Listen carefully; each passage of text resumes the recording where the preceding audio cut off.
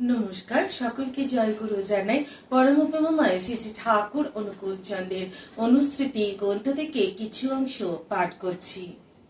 মন্দ যাতা কায়দা করে করবি এমন চুর, ভালো ছাড়া করবি না আর তবেই বাহাদুর।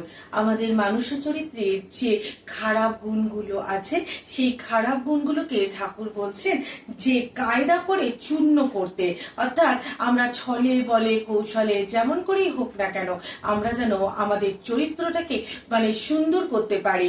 আমাদের যে খারাপ গুণগুলো আছে সেই খারাপ গুণগুলোকে আমরা যেন পরিশ্রান্ত করে ভালোর পথে নিয়ে যেতে পারি।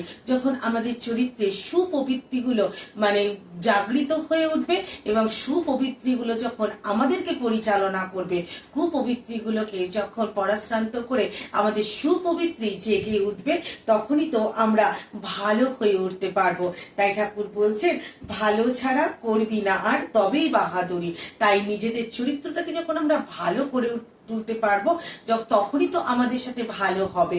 আর যখন আমাদের এই চরিত্রটা ভালো হয়ে উঠবে এবং আমাদের জীবনটাও তখন ভালো হয়ে উঠবে, তখনই তো ঈশ্বর আমাদেরকে বাহাদুরি দেবে। সেই 10 জনের একজন আমরা হয়ে উঠতে পারবো।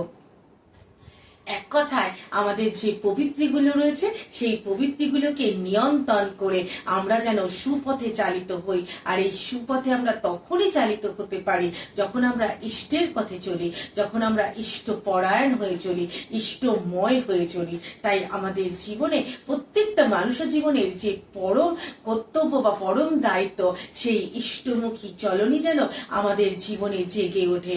তবেই আমরা মানুষ জীবনকে সার্থক করতে পারবো। এবং শুধু নিজেদেরকেই নয়, আমাদের প্রত্যেকটা আশেপাশে এবং আমাদের পারিপার্শ্বিক যে জগৎ, সেই জগতের মানুষকেও আমরা প্রভাবিত করতে পারবো। তবেই তো আমরা সার্থক হয়ে এই জীবনে বেঁচে থাকতে পারবো। তবেই ঠাকুর খুশি হবেন।